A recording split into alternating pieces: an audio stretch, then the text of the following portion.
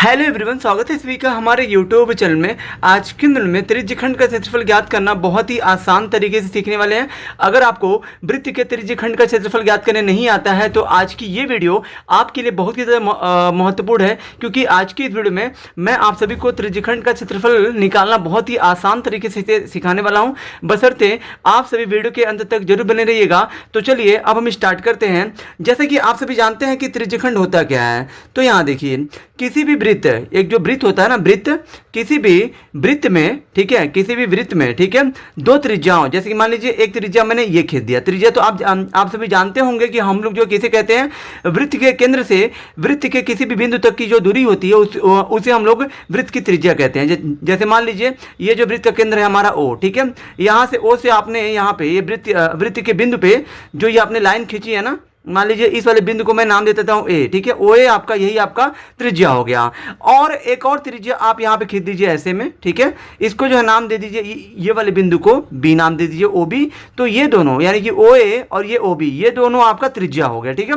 तो यहां देखिए त्रिज्यखंड होता क्या है, यानी कि दो त्रिज्याओं से घिरा जो क्षेत्र होता है, दो त्रिज्या और जो एक चाप, ये जो ए बी आपका ये चाप है, ठीक है, यानी कि वृत्त की जो आंशिक लंबाई होती है उसी को हम लोग वृत्त का चाप कहते हैं। जैसे मान लीजिए ए से लेके बी तक, यानी कि ये ए से लेके बी तक क्या है, ये जो वृत्त का हिस्सा हो गया ना ये, तो यहाँ देखिए ए से लेके बी तक, यानी कि इसको हम लोग चाप कहेंगे, ठीक है, इसको हम लोग क्या बोलते हैं, चाप कहते हैं। ये आपकी हो गई त्रिज्या, ये भी आपका हो गया त्रिज्या, ठीक है, यानी कि दो त्रिज्या और जो एक चाप से जो घिरा क्षेत्र होता है इसी को हम लोग त्रिज्यखंड कहते हैं, ठीक है। जैसे कि आपका प्रश्न में वृत्त की त्रिज्या कितना दिया है, क्या बोला है, 6 सेंटीमीटर त्रिज्या वाले एक वृत्त के एक त्रिज्यखंड का क्षेत्रफल ज्ञात कीजिए जिसका कोण कितना है, 60 अंश है। यानी कि यहाँ पे जो कोण बन रहा है ना, ये आपका 60 अंश का कोण बन रहा है, ठीक है।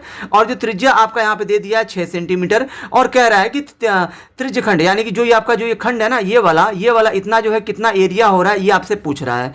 तो यहाँ देखिए पहला नंबर, तो यहाँ पे जो भी आपका प्रश्न में दिया है उसको आपको लिख देना। आपको यहाँ पे लिखना है, दिया है, क्या दिया है, हमें दिया है कोण थीटा का मान, यानी कि जितने अंश का कोण बन रहा है, कोण हमारा बन रहा है 60 अंश का। यहाँ देखिए 60 अंश का कोण बन रहा है ना, तो यहाँ पे ये हो गया 60।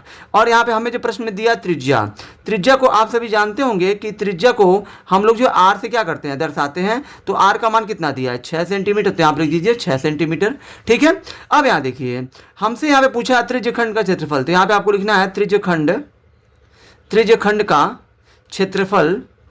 का क्षेत्रफल बराबर, हमारा सूत्र क्या होता है, थीटा बटे 360 गुणे पाई आर स्क्वायर होता है, ठीक है। तो यहाँ देखिए थीटा का मान कितना है, 60 है, तो यहाँ पे 60 रख दीजिए, और बटे में 360 है तो 360 लिखिए, और गुणे पाई का मान यहाँ पे मत रखिए, छोड़ दीजिए।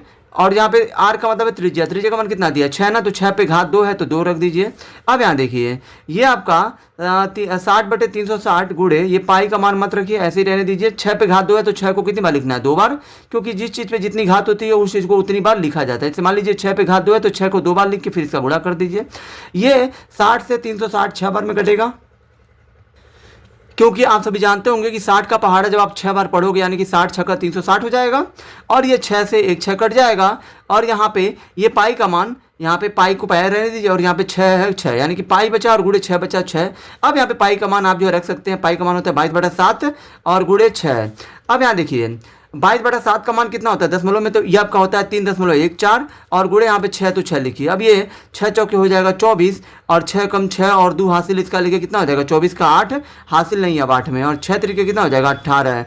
और यहाँ पे हमारा माप दिया है सेंटीमीटर में, तो चूंकि हम लोग जो है क्षेत्रफल ज्ञात कर रहे हैं तो क्षेत्रफल की इकाई होती है सेंटीमीटर। मतलब जो भी हमारा माप जिस चीज़ में दिया है, मान लीजिए सेंटीमीटर में दिया है तो सेंटीमीटर में यहाँ पे स्क्वायर कर दीजिए, यानी कि वर्ग, यानी कि इसको हम लोग पढ़ेंगे 18.84 वर्ग सेंटीमीटर, ये आपका त्रिज्यखंड का क्षेत्रफल होगा। आई होप कि आप सभी को ये वीडियो बहुत ही ज़्यादा पसंद आई होगी। अगर आप हमारे चैनल पर नए हैं तो हमारे चैनल को लाइक, सब्सक्राइब और शेयर जरूर करें, जिससे आने वाली वीडियो की नोटिफिकेशन आपको मिलती रहे। धन्यवाद।